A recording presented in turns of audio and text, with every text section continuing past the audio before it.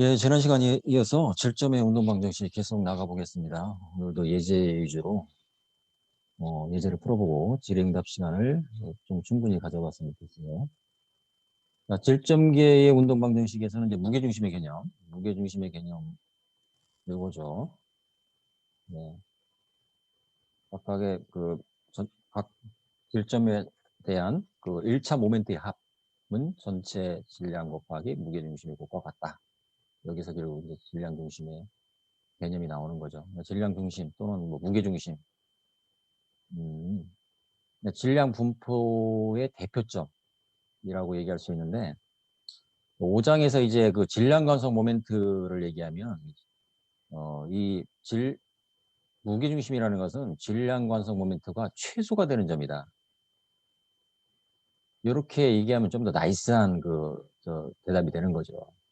그러니까 여기에 이제 질점계가 있는데 이게 이제 뭐 예를 들어서 이게 강체라고 한다면 하나의 물체 속에서 여러 개의 질점이 있는 경우인데 보통 이제 중심 부근에 이제 뭐 무게 중심이 있기 마련인데 그거는 이제 이 질량 분포에 따라서 이제 무게 중심이 결정되는데 그 무게 중심의 위치는 예를 들어서 이렇게 이제 뭐 정확히 원이다. 그리고 이제 이 밀도가 일정하다. 그럼 당연히 이 중심점이 될 수밖에 없죠. 막대 같은 경우도 중심점이 무게중심이 될 수밖에 없는 거지. 밀도가 균일하다는 그 가정하에. 이 얘기는 이 무게중심점이 그 질량건성 모멘트를 가장 작게 만드는 그런 점이다. 이렇게 생각하면은 무게중심에 대한 정확한 그 정의가 되는 겁니다. 질량건성 모멘트라는 것은 5장에서 나오지만 이제 이렇게 정의되는데 R스퀘어디아 R이라는 것은 각 미수 질량까지의 거리를 말하죠. 그러니까 예. 예를 들어서 이 A점보다는 이 G점이 된 질량건성 모멘트가 더 작게 된다는 얘기죠. 이제 질량건성 모멘트를 생성할 때. 네. 근데 일단은 이렇게 각 질점에다 1차 모멘트의 합은 전체 질량 곱하기 무게중심의 곱과 같다. 기억하면 여러분들이 질량 중심을 구할 수가 있는 거죠. 직선 운동에 대한 예제가 쭉 나오고 있는데 그 전에 이제 마찰력에 대한 이해가 참 중요하다, 필요하다 그런 얘기를 했습니다. 이건 이제 경주용 자동차의 출발 문제 때 왜 이렇게 그 타이어를 태우느냐, 이거 마찰 개수를 이제 증가시키기 위함이다. 마찰 개수를 증가시켜서 우리가 쿨러 마찰력은 마찰 개수 곱하기 수직 발력. 특히 이제 후륜 구동일 경우에 이런 경우 이제 후륜 구동이죠. 후륜 구동일 경우에는 이 후륜에 작용하는 수직 발력. F는 프론트, R은 리어. 이렇게 후륜의 마찰 개수를 곱한 이것이 이제 결국 이 자동차를 추진하는 추진력으로 작용하는 거죠. 그러니까 자동차가 출발할 때는 이 마찰력은 지면 마찰력은 이 물체의 운동을 도와주는 역할을 하고 반대로 이제 정지할 때는 이 마찰력은 운동을 이제 방해하는 방향으로 작용하게 되는 거죠. 이걸 조금 더 이제 교과서에서는 이런 설명은 잘 없는데 질문을 좀 하는 학생이 꽤 있습니다. 그래서 이걸 이제 PPT에 정리를 한 거거든. 예년에 학생들의 질문을 좀 했기 때문에. 그래서 이걸 이제 지면 접촉부의 상대 속도를 따지면 정확히 이해할 수가 있는데 이 접촉부죠. 이게 컨택 포인트의 상대 속도 VC는 차량의 속도, 이제 바퀴 중심의 속도가 이 차량의 속도라고 얘기할 수가 있는 거죠. 게다가 아로메가라는 것은 이제 중심점에서 이거를 좀 더 정확히 얘기를 하면은 이렇게 얘기를 상대 속도 개념으로 VC는 VO 플러스 중심점에 대한 상대 속도 이렇게 되는 거죠. 근데 이 상대 속도가 오메가 플러스 R이라는 거죠. 그러니까 요거는 그래서 R은 O에서 C로 가는 여기 R 베타가 되는 거고 그래서 오메가 플러스 하면 결국 이런 식으로 나올 수밖에 없는 거죠. 이거는 V 마이너스 R 오메가가 이렇게 나오는 거죠. 그러니까 만약에 이제 슬라이딩이 없다, 미끄러짐이 없다, 그러면은 이 중심점은 이렇게 아로메가 속도로 갖는 거죠. 여러분들이 이 장에서 그 휠의 롤링 문제의 예제를 봤을 때는 노슬립 컨디션을 기본적으로 전제하고 있는 겁니다. 슬립이 없고 포인트 컨택을 하고 있다는 걸 전제하고 있는 거죠. 이럴 때는 이 바퀴 중심의 속도가 아로메가와 같게 돼 있는 거죠. 이런 조건에서 역축점의 속도는 0이 나올 수밖에 없는 거죠. 그럼 실제의 경우에는 중심점의 속도는 차량의 속도와 같고, 중심점에 대한 이 접촉점의 상대 속도는 아로메가죠. 그러면 V5-아로메가가 이 방향에 따라서 마찰력의 방향이 결정된다는 건데, 출발할 때는 아로메가가 중심점보다 상상을 해보세요. 처음에 출발할 때는 이제 정지에 있잖아. 정지에 있으면 VO가 이제 0이었을 거 아니에요. 근데 순간적으로 바퀴가 오메가로 굴러가면 접촉점은 아로메가의 속도가 난다는 얘기죠. 순간적으로. 그러면 이건 마이너스가 될 수밖에 없어요. 출발할 때는. 이렇게 되는 거죠. 그러면은 쿨론 마찰력은 이 미끄러짐의 반대 방향으로 작용한다는 거예요. 운동을 방해해야 되니까. 그러니까 출발할 때는 이 마찰력이 자동차 추진을 도와주게 되는 거죠. 그러니까 바퀴가 굴러갈 수가 있는 거지. 빙판 같은 경우는 마찰 개수가 워낙 작으니까 이게 이제 이 바퀴 토크, 엔진의 힘에서 나오는 이 바퀴 토크가 지면 마찰력으로 전달될 수가 없어서 이거 헛바퀴가 도는 거죠. 정지할 때는 그 반대가 되는 거죠. 정지할 때는 이렇게 접촉점의 속도가 플러스가 되기 때문에 마찰력은 반대로 작용해서 결국 이 자동차를 멈출 수 있게 만드는 거죠. 물론 이제 브레이크 패드는 브레이크 패드는 이제 여기 이제 그 휠축에서 마찰력을 일으켜가지고서 이제 자동차를 멈추는 게 맞는데 지면 마찰력도 이 자동차가 멈추는 걸 도와주는 역할을 한다 그런 얘기죠. 그다음에 질점계 문제에서는 여러분들이 이제 요거 텐션, 또 로프에 작용하는 텐션은 질량을 무시할 때 양쪽 로프의 양쪽에 작용하는 텐션은 같다고 가정할 수가 있다. 그리고 도르래에 이렇게 감겨 있는 그 로프의 경우에는 이거 마찰력을 무시하고 로프와 이 도르래 풀리 사이의 마찰력을 무시하면 사실 여기다 플러스 그, 사실 이 도르래도 오장으로 넘어가면 이게 이제 강체의 회전 운동을 하죠. 강체 회전 운동을 하기 때문에 이 질량 간섭 모멘트가 있기 마련이거든. 이것까지도 무시를 해야 되는 거거든. 엄밀하게 얘기하면 그렇다는 얘기입니다. 이럴 경우에 어쨌든 기본적인 과정으로서 교과서의 예제나 어떤 연습 문제를 풀 때 별 특별한 말이 없다면 도르래 양쪽에 작용하는 텐션은 같다고 놓고 문제를 풀면 된다. 자, 이러한 경사면에 박스 A가 있고 이런 수직 운동을 하는 이런 경우에서 일단 구속 조건이 있죠. 이 텐션을 유지한다는 과정에서는 두 질점의 속도가 같다. 얘가 올라가면 얘는 내려올 수밖에 없죠. 얘가 내려가면 얘는 올라갈 수밖에 없죠. 그러니까 이제 박스 A를 보면 이 경사면 방향으로는 운동을 하고 있는 거죠. 운동이라는 거 결국 F급 MA죠. F급 MA에서 운동을 하고 있고 이 Y축 방향으로는 운동이 없기 때문에 정적 평을 이루고 있다. X 방향의 힘의 합은 MA가 되는 거고 Y 방향의 힘의 합은 0이 된다. 그런 얘기죠. 그래서 이 경사면 방향으로는 MA 이렇게 표시가 되어 있죠. 박스 B 같은 경우는 이러한 이제 자유물체들을 갖고 지난 시간에 얘기를 했네요. 이왕이면 이게 올라간다고 생각했으면 얘는 내려온다고 표시해서 나올 뻔했다는 거예요. 만약에 교과서처럼 표시한다면 A, B는 이제 마이너스 BA 이런 이제 구속조건을 갖는 거죠. 네, 간단하게 풀 수 있는 문제가 된다는 거지.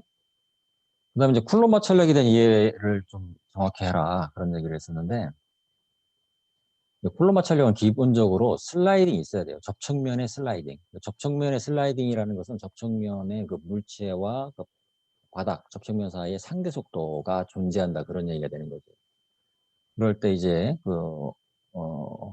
일단은 그 미끌림이 발생하면 운동 마찰력이 작용해서 이때는 운동 마찰 개수, 동마찰 개수를 적용해서 이걸 뮤 K N이라는 운동 마찰력이 작용하고 그리고 이제 박스 A 같은 경우는 그 박스 B 위에 딱 얹혀져 있는 경우인데 이게 이제 여러분 상식적으로 생각할 때 F를 큰 힘으로 확 당겨봐요. 그럼 이제 B만 쏙 빠져나오고 A는 똑 떨어질 거잖아요. 그거 왜 그럴까?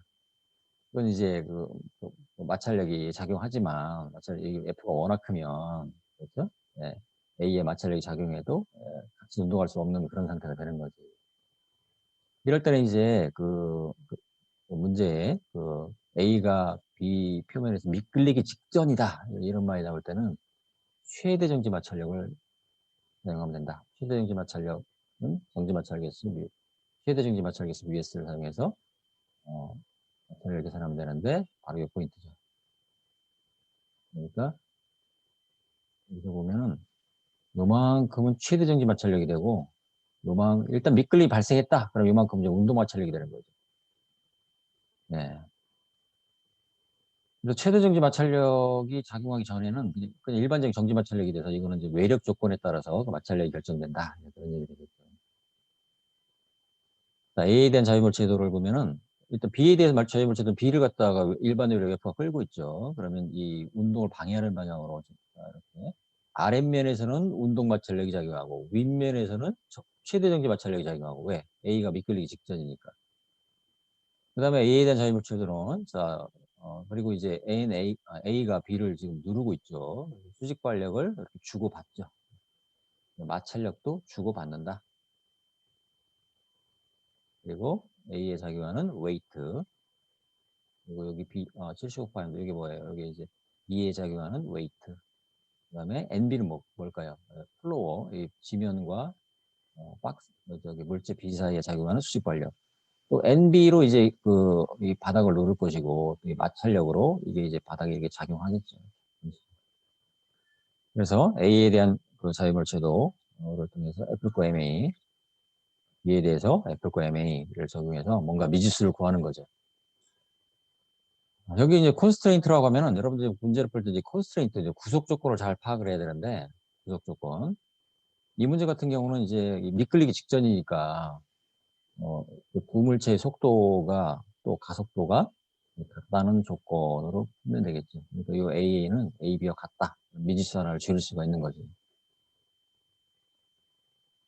그 다음에 예제사에서는 로켓 추력은 이건 이제 외력의 시간의 함수로 주어지는 경우인데 여기 이제 외력이 이차 함수로 주어지는 경우 이게 이제 로켓 썰매라고 해가지고 어떤 레일위에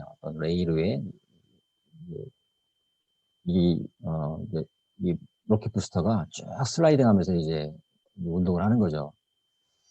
나도 정확히 모르겠는데 이게 이 레일이 보통 미국엔 실제로 이런 시험장이 있다는 겁니다. 우리나라에는 없어요. 근데 이게 결국 여러분도 한번 인터넷 찾아봐요. 거의 한 10km? 10km 너무 심한데. 네. 10km 레일을 쫙 깔아놓고 10km는 아닌가. 하여튼 하여튼 수키로 최소한 수 킬로미터에 해당되는 그 레일을 깔아놓고 거기에다가 로켓 부스터 점화시켜가지고서 이제 이 추력을 테스트한다는 거예요. 참 상상이 안 되는 실험 시설인데. 예. 그러니까 어떤 실제로 비행 시험 하기 전에 지상 연소 시험을 하게 돼 있는데 실제로 로켓 부스터를 날려보는 거죠. 실제 이제 어떤 이제 부스터라는 게 이렇게 이제 어떤 연구리 발사체가 있을 때 이게 이렇게 되면 이제 이게 미사일이 되고 이렇게 연소돼 있잖아요. 부스터가 이제 여러분도 아는 사람 알겠지만 이제 이게 비행을 시작하면 이제 부스터는 딱 연소가 끝나면 떨어뜨려 버리죠. 무거운 거 달고 다니면 저기 사거리가 줄어드니까 그런 거지. 예, 그래서 실제로 인공위성 발사체 같은 경우는 우주로 나가면은 맨 위에 탄두만 남기고 다 떨어뜨려 버리잖아요. 그러니까 그런 이제 부스터 같은 경우 이제 연수가 끝나면 역할이 끝난 거죠. 그러니까 딱 떨어뜨려 버리는데 이 로켓 부스터의 추력 성능을 테스트 위한 그런 실험 어, 테스트 사이트로서 이러한 로켓 레일을 쫙 수킬로미터 깔아놓고 시험을 한다는 겁니다. 예, 참고로 이제 얘기한 건데 그럴 때 이제 그럼 우리나라는 어떻게 실험하느냐? 우리나라 이렇게 안 해. 우리나라 어떻게 하냐면 이 로켓 부스터를 갖다가 벽에 딱 매달고 벽에 매달아요. 벽에 매달고 벽을 막 미는 거지. 그러면 여기 이게 스트레인 게이지라는 센서가 있어. 이 스트레인 게이지 센서에서 이제 이 추력을 측정을 하거든. 그래서 성능이 얼마큼 나온다 이렇게 합니다. 그러니까 간접적으로 측정을 하는 거죠. 이렇게 질문 좀 있으면 좋은데 너무 조용해서 네. 나는 좀 시끌시끌해야 좀 나은 것 같아. 그래서 이 레일에 작용하는 마찰력은 이렇게 어떤 쿨론 마찰력을 기본으로 작용하고 그다음에 속도에 비례하는 점성 마찰력이 작용한다겠죠? 점성 마찰력을 갖다가 고려한다면 이렇게 되겠죠. 이런 식의 운동 방정식이 나오겠죠. 이건 2차 미분 방정식이 되는 거지. 그래서 지난 시간에 얘기했지만은 이 미분 방정식을 피하기 위해서 이 점성 마찰력을 이 강추 등록하기 위해서 보통 무시한다.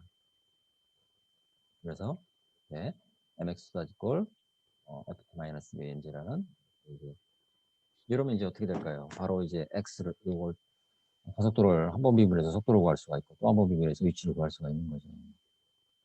여기서 이제 어떤 그 문제에서 요구하는 미지수를 여러분들이 구하면 되는 겁니다. 네, 그 다음에 이제 사회에 오면 이제 스프링 문제 어떤 강체에 스프링 매달려 있는 경우 이제 스프링 포스에 대한 이해도 굉장히 중요한데 스프링 포스는 기본적으로 그 인장이나 압축 이렇게 어떤 요 스프링 포스는 기본적으로 운동 반대 방향으로 작용하죠. 스프링 포스도 운동을 방해하는 방향으로 당기면 당기고 밀면 밀고 이렇게 운동을 방해하는 방향으로 스프링 포스가 작용하는데 그 스프링 포스의 크기는 K 델타 할 때 이 델타는 이 스프링의 변형량이죠. 그러니까 초기 길이가 있다고 할 때 초기 길이에서 뭐 인장된 거리 또는 압축된 거리 그 델타에 따라서 스프링 포스가 결정된다 그런 얘기입니다. 좀 더 엄밀히 얘기하면 델타 ST라는 것은 이제 이 물체의 그 웨이트에 의해서 처음에 이제 운동을 시작하기 전에 초기에 늘어난 길이가 있겠죠. 이걸 델타 ST라고 하면 이게 이제 x = 0의 위치가 되는 거지. 여기서부터 추가적으로 늘어난 양이 바로 x가 되는 거지. 이렇게 그러니까 문제를 조금 더 이제 엄밀하게 낸다면은 이렇게 되는 거죠. 이 예제 사회에서도 교과서를 봐야 되겠지만 정확한 설명이 되는지 모르겠는데 예를 들어서 박스는 이 스프링의 뭐 정적 평형의 위치에 있다. 그러면 이 델타 S를 구해야 되는 것이고 만약에 이 x = 0에 해당되는 초기 위치가 스프링의 초기 길이 그러니까 스프링이 늘어나지 않았다는 얘기지. 스프링의 인장 또는 압축이 없는 상태에서 출발한다. 그러면 요건 0이 되는 거죠. 네. 엄밀하게 얘기하면 이렇게 되는 겁니다. 그러면은 자 여기 이제 경사면 방향을 x 좌표로 볼 때 x 방향에 대해서는 이렇게 이제 우리가 카이네틱스식을 세울 수가 있는 거죠. 이때도 요 마찰력, 이 마찰력 여기 쿨론 마찰력만 표시됐지만 여기에다가 점성 마찰 개수 곱하기 이 질점의 속도 이렇게 점성 마찰력을 더해준다면 이렇게 표시할 수가 있는 거죠. 그럼 역시 2차 미분 방정식을 얻을 수가 있다는 얘기죠. 그래서 이제 여러분들이 이제 엄밀하게 이 점성 마찰을 고려해서 문제를 푼다면 이 2차 미방을 풀어야 되는 거죠. 2차 미방의 솔루션. 여러분들 미분 방정식 배웠겠지만 이렇게 이제 자연응답과 강제응답의 조합으로 솔루션을 구해서 어, 시간 t에 따라서 이 운동이 어떻게 x가 어떻게 변하는지에 대해서 여러분들이 이제 실제로 미분 방정식 풀므로써 계산을 해볼 수 있는 거죠. 이런 미분 방정 동력학 문제를 미분 방정식으로 접근하는 과목이 바로 기계진동학, 또 자동제어 뭐 이런 과목입니다. 보통 이제 이 스프링 포스 때문에 이 어떤 이렇게 오실레이션이 일어난다는 건데 여러분들이 이제 이 강치 동력학에서는 이 스프링 포스 이런 이제 점성 마찰력을 고려하지 않기 때문에 이런 그 미분 방정식을 풀지는 않습니다. 참고로 얘기하면 그래요. 그럼 이제 여기서 이제 점성 마찰을 무시하면 이렇게 이제 mx2 플러스 kx 이렇게 이제 중력 성분 mg 사인 세타 그 다음에 콜론 마찰력 성분 이렇게 되는 거죠. 물론 이것도 이 자체도 미분 방정식이에요. 여기 이제 CX다, BX다 없어졌다고 해가지고 지금 이거 미분 방정식이 아닌 건 아니죠. 근데 요건 이렇게 이제 미분 방정식에 대한 일본 어떤 제너럴 솔루션으로 접근 안 해도 요거 풀 수 있어요. 요거는. 왜냐면 여기 보세요. mx-은 mv dx분의 dv를 표현할 수 있잖아요. 표현할 수 있죠? 그럼 변수 분리라면 v dv를 묶어주고 dx를 넘겨버리면 이렇게 해서 네, 이렇게 되면 이제 그 미분 방정식이나 일반회를 풀지 않고도 이런 건 접근할 수가 있거든. 네. mx 플러스 kx 이퀄 f 이것도 미방이긴 미방이긴 하지만 미방의 제너럴 일반회를 구하지 않고도 해결할 수 있는 문제다. 그런 건 참고로 얘기하면 그렇게 얘기할 수 있습니다. 뭐 이것도 전에 수업을 했더니 어떤 학생이 질문하는 거야. mx 플러스 k 이것도 미방 아닙니까? 근데 왜 이건 이렇게 질문한다면 내가 지금 얘기하는 식으로 얘기할 수가 있는 거죠. 이건 미방에 대한 일반회를 구하지 않고도 해결할 수 있는 문제다. 이른바 뭐 이걸 뭐 변수 분리라 뭐 이렇게 뭐 한다는 얘기죠. 그다음에 이제 그 어떤 그 공중에서 떨어지는 어떤 물체 이게 어떤 뭐가 될 수 있는데 뭐 공이 떨어진다고 볼 수도 있고 뭐가 떨어진다는 얘기죠. 그러면은 이게 이제 웨이트로 중력이 작용해서 떨어지는데 이 공기 중에 공기는 또 밀도를 갖고 있잖아요. 공기 밀도가 있는데 그거에 의해서 이렇게 그 저항하는 힘 이걸 일단 항력이라고 얘기해요. 항력. 그건 영어로 말하면 드래그 포스가 작용하죠. 그래서 이 드래그 포스가 작용하기 때문에 이게 그 가속도 여기서 보면 이제 y 방향 이걸 x라고 표시했네요. 이 떨어지는 방향에 대해서 F9 MA식을 세우고 가속도로 구해서 뭘 접근하면 이제 속도가 나오는 건데 속도가 이제 무한정 증가하지 않는다는 얘기죠. 왜? 속도에 비례해서 항력이 작용하기 때문에 그렇다는 얘기죠. 여기서 보면 MAX는 mg-kv 이런 식으로 세울 수가 있습니다. 그래서 이걸 여기 여러분들이 이걸 갖다 유식에서 이제 가속도 요것도 이제 아까 요 예제 사회호처럼 변수 분리를 이용해서 이 문제에서 요구하는 미지수를 구할 수 있다는 그런 얘기죠. 네, dv분의 dv 플러스 kv 이퀄 mg 이렇게 되는 거죠. 요건 1차 미방이죠. 1차 속도 v에 대해서는 1차 미방이고 만약에 v는 근데 여기 x 다시잖아요.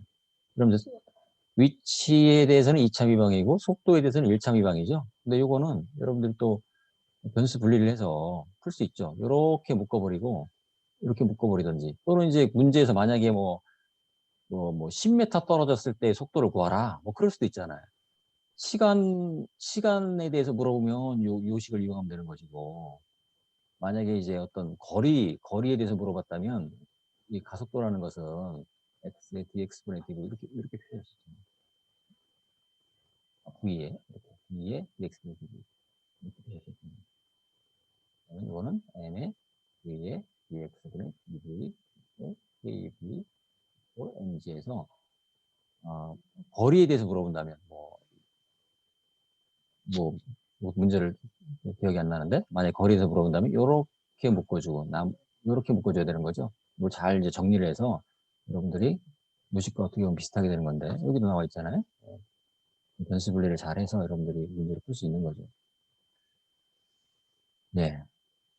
그리고 이제 참고로 얘기하면 이 항력이라는 것은 여기 속도에 비례하는 힘이라고 이렇게 딱 나와 있는데 이런 더 공기 중에 작용하는 공기 중을 움직이는 비행체 같은 경우는 이제 비행체 같은 경우도 공기 중을 움직이는 물체잖아요. 그럴 경우에 이 비행체에는 특히 이제 공기 중으로 날아갈 때 이 운동의 이 속도 벡터의 반대 방향으로 드래그 작용하고 있고 이 속도 벡터의 수직 방향으로 리프트 양력이라는 거 물체를 뜨게 하는 힘이죠. 뜨게 하는 힘이 작용하고 그리고 이제 드래그라고 하는 이 운동을 방해하는 항력이라는 것이 작용한다는 겁니다. 그래서 이제 이런 리프트와 드래그를 따지는 것이 이른바 이제 공기역학 또는 항공역학 그런 과목들이죠. 유체역학을 이수한 다음에 유체역학 그 다음 단계로서 공기역학을 다루게 되는 있는 거죠. 네. 동력학이라는 것은 주어진 이제 리프트 드랙 어떤 이런 웨이트 또 스러스트에 대해서 이 질량 M을 갖는 물체의 운동을 다루는 것이 동력학, 강치 동력학이고 이 물체의 이게 이제 이 물체가 어떤 공기라는 유체 중을 지금 운동하는 거잖아요. 그 유체에 의한 힘, 유체력을 따지는 것이 그게 이제 굳이 말하면 공기역학 또는 하이드로다이나믹스 여러분들 유체역학에서 배우는 그런 내용이라고 얘기할 수가 있는 거죠. 아, 여기까지가 직선 운동인데 일단 여기까지 좀 자유롭게 질문 좀 받아보고 넘어갈까요?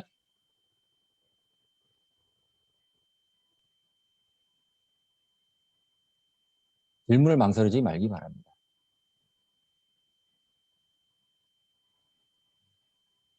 네, 딱 세 사람만 비디오를 켜고 있네요. 나머지 사람들은 참 내가 강요 안 한다고 했지.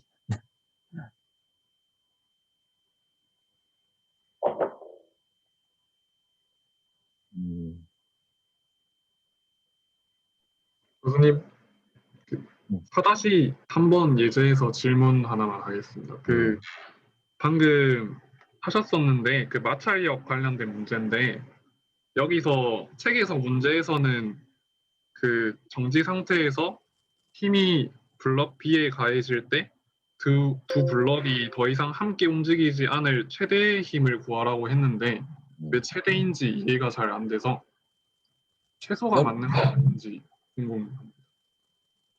음, 이게 최대라고 하면은 얼마든지 세게 당기면은 근데 둘은 같이 미끌리지 않을 최대임이라니까 맞는 얘기죠.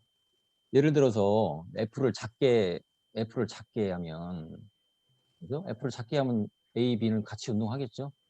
그러다 F를 이제 점점점 증가시키면 어느 순간 이제 A, B가 서로 상대 운동에서, 그죠? A가 이제 B에서 딱 미끌리는 그런 순간이 나오겠지.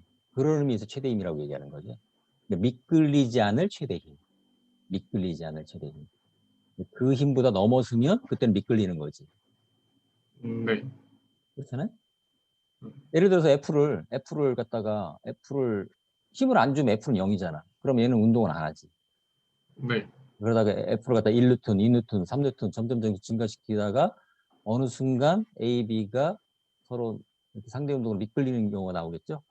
그런 최대 힘을 구하라는 얘기죠. 그러니까 이제 A와 B 사이에는 최대 정지 마찰력이 작용하는 그런 조건이 해당되는 거지. 음, 네, 알겠습니다. 헷갈릴 수 있는데. 네. 네. 또 다른 질문 있을까요? 교수님 질문 있습니다. 네. 그 아까 4-3에서요. 방금 4-3? 했던 그림이요. 아, 예, 또 여기서. 예. 그 A 블럭에 이제 보면은 작용되는 마찰력이 그 오른쪽 방향이잖아요. 그렇죠. 그 예, 그 방향이 왜 오른쪽인지 제가 잘 이해가 안 돼서 지금. 요거에 대한 반력이죠. 작용 반작용이죠. 그러니까 이렇게 그려볼까요? A에는 자 웨이트가 작용하고 있죠. AMAG. 그 다음에 A에는 네, 수직 반력 NA가 이거 서로 주고받죠. 이렇게 B에 대해서 여기는 F로 당기고 있고 F란 일반적으로 당기니까 마찰력 이거에 저항하죠. 이것이 여기서 말하는 MUSNA지. 그런데 A에는 요거의 반대 방향으로 그러니까 작용을 하니까 얘는 반작용으로 이렇게 작용하는 거죠. B와 지면 사이도 마찬가지. 여기에는 이제 NB가 작용하고 지면에는 NB가 작용하고 여기에는 바닥에는 뮤K NB가 작용할 것이고 요거에 대한 반작용으로 반대 방향으로 뮤K NB가 작용하고 이렇게 되는 거지. 그러니까 이것은 수직 발력과 마찰력은 내력이기 때문에 뭐 이거 좀 많이 그리는 건데 얘들을 딱 합치면 어떻게 될까요? 0으로 사라져야죠. 그게 이거죠. 내력은 주고받죠. 크기를 갖고 방향 반대이기 때문에 합치면 사라져야 돼. 네, 네. 이해됐을 것 같은데? 네 됐습니다. 네.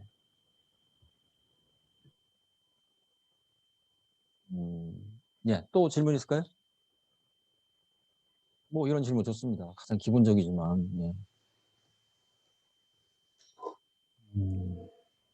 질문이 있습니다. 네. 그 4-2에서 음. VO와 VG는 같은 건가요? 다시 이거 맞니? 10페이지? 아니 그 바퀴의 마찰력 어디, 다시 어디 말하는 거니? 개념 해제 4-. 아, 여기? 여기서. VO 차속도하고 VG는 음. 같은 의미입니까? 그렇게 가정한 거죠. 이게 뭐, 예, 뭐, 그렇죠. 무게중심이 있을 수 있는데, 무게중심이 차량 속도죠? 그러니까, 예. 이제 정지했을 때는 이제 차량 속도가 0일 거 아니야. 그지? 정지했을 때는. 그러니까 여기 바퀴 중심 속도가 차량 속도와 같다고 보는 거죠. 이건 맞죠. 왜냐하면, 아, 바퀴는 이제 이게 굴러가면 이 모든 점의 속도가 다 다르죠. 근데 그 이 중심만은 이 차의 속도와 같은 방향으로 가고 있죠. 그래서 엄밀하게 하면 다를 수는 있지만 이렇게 가정을 할 수 있죠. 충분히. 예, 알겠습니다. 예, 그러면 또 넘어가 봅시다. 곡선운동. 기린각 시간을 많이 갖겠다고 했는데 그러지도 못하네. 네, 예제를 하다 보니까 거의 시간을 채울 것 같은데. 곡선운동에 대해서는 여러분들이 이제 그 기본적인 그 키네매틱스, 여러분들 2장과 3장에서 다뤘던 걸 다시 한번 정리한 게 이 15페이지인데, 여러분들이 이제 3장에서 요 질점 P가 있죠. 질점 P가 이제 예를 들어서 이게 어떤 자동차일 수도 있고, 날아가는 비행기일 수도 있습니다. 또는 뭐 어떤 공일 수도 있고, 이거를 여러분들이 2장에서는 곡선운동에 대해서 이른바 극좌표계를 통해서 극좌표계에 대해서 이렇게 속도를 표시할 수 있다고 했고, 네, 법선, 접선, 좌표계에 대해서 이렇게 표시할 수 있다고 했어요. 근데 3장에서는 강체에 대한 그 상대운동 개념을 써서 이렇게 설명을 했거든. 그러니까 이 P점이 있는데 P점의 속도, 가속도를 얘기할 때 이런 식으로 설명한 건 2장이었어요. 근데 이런 식으로 설명한 건 3장이었어요. 강체에 대한 강체라는 회전좌표에 대한 상대 운동으로 설명하기 3장이었거든. 그러니까 이게 2장에서도 이게 이제 극좌표계를 얘기할 때 여기 레이더 좌표계라는 얘기를 했었는데, 3장에서는 이제 레이더라는 강체,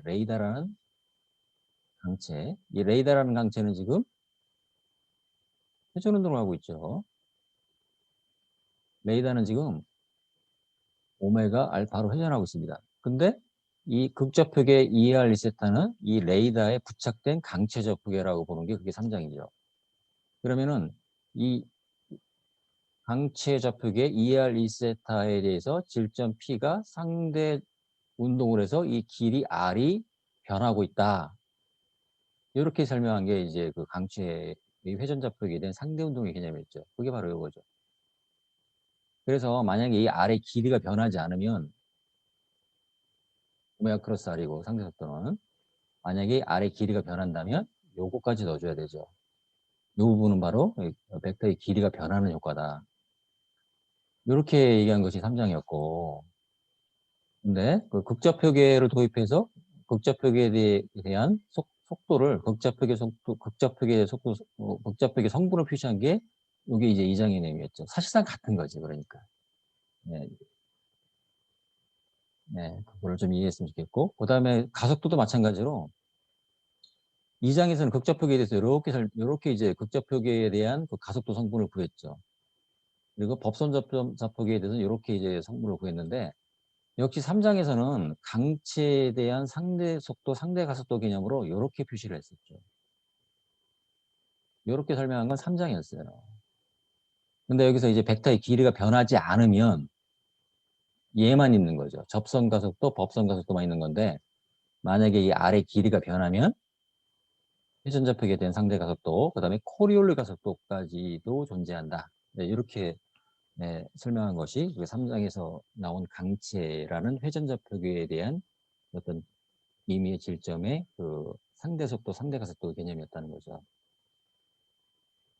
그래서 지금은 이제 우리가 지금 4장은 지금 질점의 운동을 얘기하고 있잖아요. 질점의 운동에서 이제 그 중에서도 평면 운동을 이 곡선 운동 이러지만 이게 평면상에서의 곡선 운동을 말하는 거야. 평면상. 그러니까 좌표계 두 개가 필요하다는 거거든. 뭐 XY든지 EREZ든지 ETE든지 좌표계가 두 개가 필요하다는 거죠. 그래서 보면은 이 질점, 이 P라는 질점에 작용하는 외력 벡터는 XY 방향 또는 RZ 방향 또는 ETEN, 접선, 벗선 방향으로 여러분들이 성분을 분류할 수가 있죠. 그럼 그 각각에 대한 관성력은 XY 좌표계에 대해서는 MAX, MAY, 그 다음에 RZ 좌표계에 대해서는 MAR, MAZ, 법선, 접선 좌표계에 대해서는 MAT, MAN 이렇게 분류할 수 있는 거죠.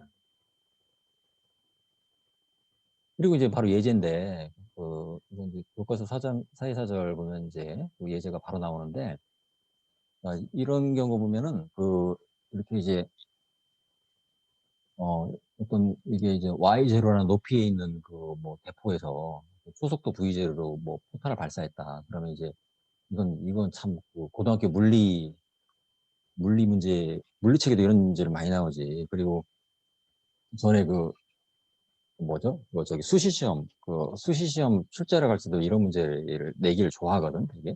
네.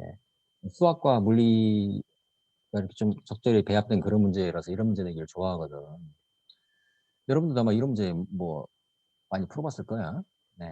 그런데 이 포물선 운동을 한다. 포물선이라는 것은 2차 곡선인데 이 질점, 포탄이라는 질점에 작용하는 힘은 지금 중력밖에 없죠. 중력.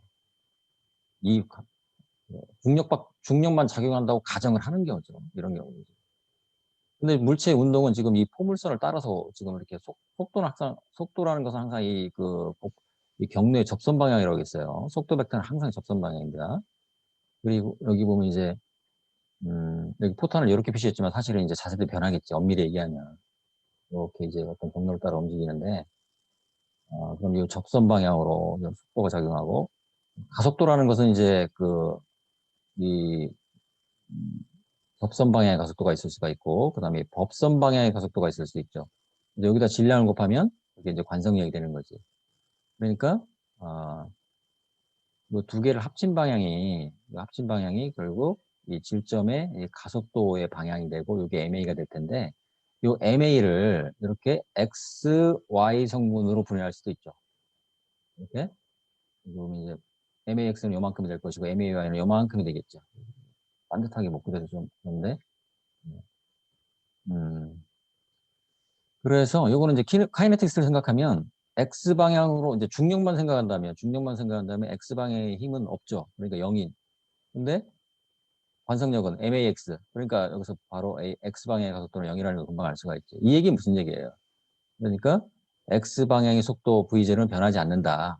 그 직관적으로 유추할 수가 있는 거지. 그러니까 VX는 그냥 V0가 돼버린다는 직관적으로 알 수 있는 거죠. 또는 이건 DT분의 DV에서 이걸 한번 이제 시간에서 적분해주면은 결국 이런 결과가 나올 수밖에 없는 거지. 이 Y방향에 대해서는, 자, Y방향의 힘은 자, 중력이 작용하니까 우리가 위쪽을 플러스 Y로 정의했으면 마이너스 mg는 AY다. Y방향의 가속도는 마이너스 C라는 걸 알 수가 있죠. 이걸 이제 적분하면 어떻게 될까요? dt분의 da는 마이너스 C가 되니까 vy는 엄밀히 얘기하면 이렇게 될 것이고 vy는 v0y 마이너스 C 할 수 있죠. 이걸 한 번 더 적분하면 v0yt는 마이너스 2분의 1 gt 스퀘어 이렇게 계산할 수가 있는 거죠. 그래서 이제 여기서 이제 뭔가 미지수를 구할 거면 요걸 한 번 더 적분하면 이제 x에 대한 수평거리를 구할 수가 있지. v0x 이렇게 나올 수가 있잖아요. 네, 그러니까 여기 도달하는 시간을 알면 요 r을 구할 수 있는 거죠. 이제 r이라는 것은 이렇게 t가 이제 파이널 시간일 때 이렇게 할 수 있는 거죠. 그리고 이제 요거는 이제 요 시간을 또 어떻게 구하느냐? 보통 이제 이게 포탄이 떨어지려면 이제 y가 여기 상수로 주어지는 거죠. 그럼 여기서부터 이제 지면에 도달하는 시간을 구해가지고 여기 집어넣을 수가 있는 거죠. 보통 이런 식으로 이제 수평거리와 r을 구할 수 있는 거지. 또는 이제 뭐 다른 뭔가 미지수 뭔가를 알려주고 초속도 V제를 구하라는 동. 예를 들어 R이 뭐 1000m 날아갔다. 그렇다면 초속도를 얼마로 해야 되느냐. 그리고 이 두 가지 이런 X 좌표에 대한 카이네틱스, Y 좌표에 대한 카이네틱스식을 이용해서 뭔가 이제 미지수를 구할 수 있다. 이제 그런 얘기가 되는 거죠. 근데 이제 포탄 같은 경우도 비행하는 비행체이기 때문에 일반적으로 아까 이제 어떤 그 공기 중을 운동하는 물체는 그 항력과 양력이 작용한다고 했는데 이것도 마찬가지예요. 사실은 엄밀하게 얘기하면 그 여기도 이제 이렇게 너무 작아서 이렇게 중력만 표시했지만 이 포탄이 있다고 할 때 기본적으로 이제 그 웨이트가 작용하고 이 속도 방향, 이 속도의 반대 방향으로 항력이 작용하고 그다음에 이것도 이제 그 양력이라는 것은 보통 이제 날개에 작용한다고 생각하고 있지만 그 물체의 그 어떤 그 외부의 형상, 그 외부의 형상에 따라서 그 양력이 존재합니다. 속도의 수직인 방향으로 양력이 작용하고 그다음에 이 어, 이 포탄 같은 경우는 이제 그 초기에 그 탄약이 다 연소돼 가지고 이제 그 효과로서 그 초기 속도 V0가 발생하는 거죠. 근데 이제 연소 시간이 상당히 길은 아까 예전에 나왔던 로켓 부스터 같은 경우는 추력도 일정 시간 작용하죠. 이렇게. 그래서 이게 이제 요 네 가지를 갖다 비행체에 작용하는 네 가지 힘이라고 얘기를 하거든. 비행체에 대한 공기력, 항력과 양력이 있고 여기다가 이게 L, D, P, W, L, D, P, W 이걸 갖다 비행체에 작용하는 네 가지 힘이라고 이렇게 보통 얘기를 합니다. 스러스트는 추력, W는 이제 웨이트 중력, D는 드래그, 이거는 리프트 이렇게 네 가지 힘을 얘기하는 거죠. 네, 뭐 이런 걸 자세히 다루는 것이 특히 이제 리프트 드래그에 대해서 아주 자세히 다루는 것이 이제 공기역학이라고 얘기를 했죠. 보통 이제 참고로 얘기하면 리프트는 이건 이제 뭐 나도 정확히 기억은 안 나지만 CL에 2분의 로우 V스퀘어 뭐 이런 식으로 표시를 할 수 있죠. 그래서 이거 2분의 로우 V 로우는 이제 공기 밀도가 되고 V는 비행체의 속도가 되고 그래서 2분의 로우 V 스퀘어를 갖다 보통 다이나믹 프레셔 동압이라고 얘기를 하거든. 거기다가 이제 CL이라는 이제 그 리프트 그 양력 개수를 곱해서 계산을 하고 드래그 이제 항력 개수에다가 역시 2분의 로우 V 스퀘어. 근데 여기다가 이제 어떤 이 물체 형상, 이 단면 형상에 해당되는 A를 이제 곱해주죠. 그래서 형상에 따라서 이제 이 CL과 CD가 어떤 큰 차이를 보이게 되는 거죠. 그러니까 이제 상식적으로 비행체를 설계한다는 것은 D는 줄이고 L은 키워야 되죠. 그래야 멀리 날아가니까. 그러니까 이제 비행체 형상이 이렇게 유선형으로 될 수밖에 없는 이유가 이 CD는 가능한 한 작게 하고 CL은 가능한 한 크게 하려고 하죠. 그래야 잘 뜨고 대신 이제 저항은 적고 이렇게 되는 거지. 네. 그리고 하긴 요즘은 이제 자동차도 참고로 얘기하면 자동차 같은 경우도 이제 유선형으로 설계하는 이유가 뭐 그러냐면 이제 이 자동차도 이제 공기가 플로우가 이렇게 지나가잖아요. 플로우가 지나가는데 자동차도 이제 항력을 받죠. 특히 이제 고속 주행이라면. 그러니까 이제 항력을 가장 줄이려면은 이게 항력 개수를 줄이는 그런 형상을 갖도록 설계를 하는 거죠. 네. 그래서 자동차에 대한 풍동 실험도 하고 막 그러잖아요. 그리고 이제 여기도 참 근데 자동차는 근데 뜨면 안 되잖아요. 자동차 이제 주행하는데 도로에서 뜨면 안 되니까 이 가능한 한 이 리프트는 작게 만들어야 되지. 그러니까 이게 어떤 공격학적인 설계 문제가 나오는 거지. 자동차 설계할 때. 참고로 얘기한 거고. 그 다음에 원운동 케이스를 보면은, 자, 지금 보면은 이제 이렇게 어떤 막대의 질량이 M인 공이라고 해야 되나 뭐라고 해야 되나 물체가 달려 있어서 이렇게 원운동하는 그런 케이스가 되는데 이렇게 출발해서 이제 딱 이렇게 떨어지는 건데 자 그러니까 질점 M은 정확히 지금 이제 원 경로를 따라가고 있죠.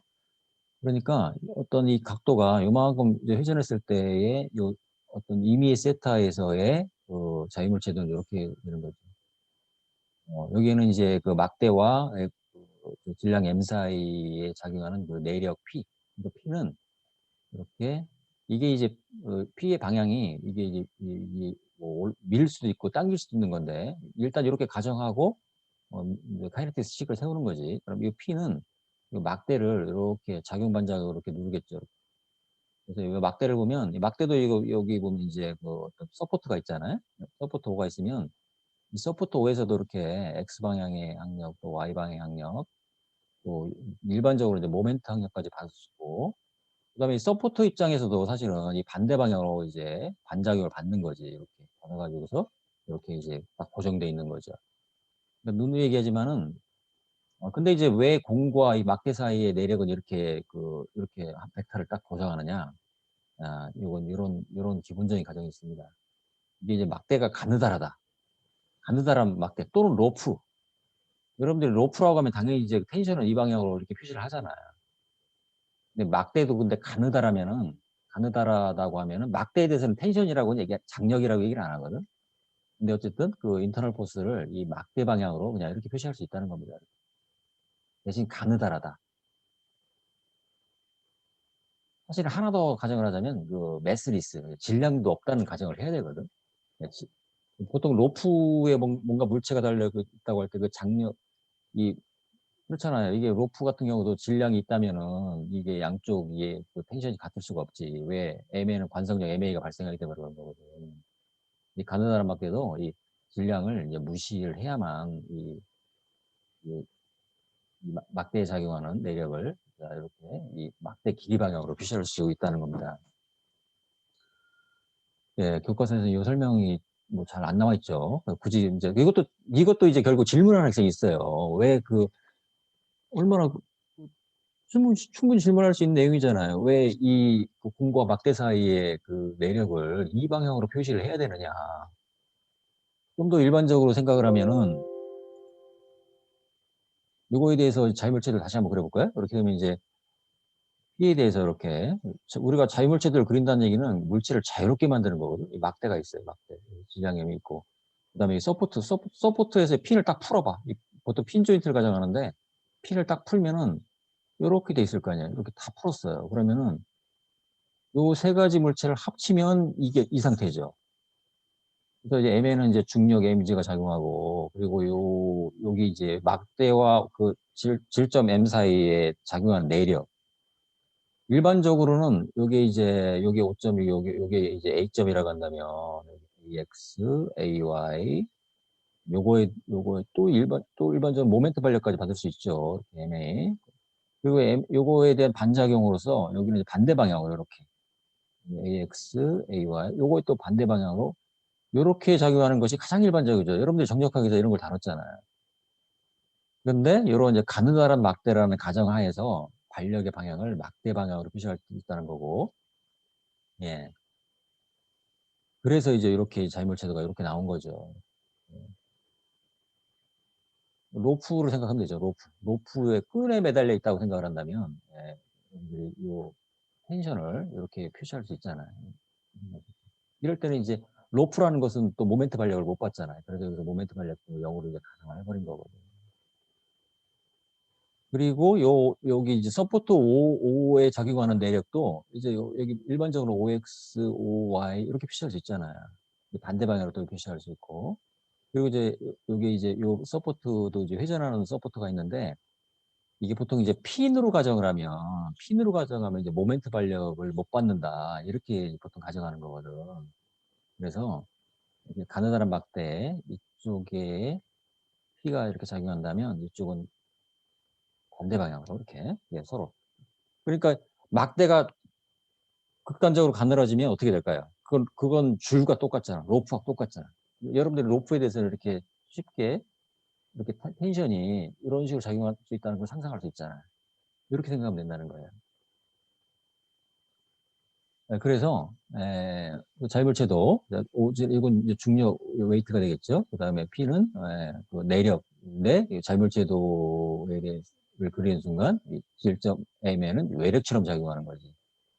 자, 그래서 이런 그 외력의 합에 대해서 관성력 MA가 발생하는데, 이 관성력을 여러분들이 원운동 할 때는 원운동의 키네매틱스를 익숙하잖아요. 그러니까, 그 키네매틱스 관계에 의해서, 이건 아주 일반적으로 쓴 건데, 이게 이제, 여기에 이제 마치 이제 R 세타 좌표계를 표시한다면, 이렇게 이제 일반적으로 이렇게 쓸 수 있지만, 이게 막대 길이가 변하지 않기 때문에 얘는 0이잖아요. 그러니까 요거밖에 안 되지.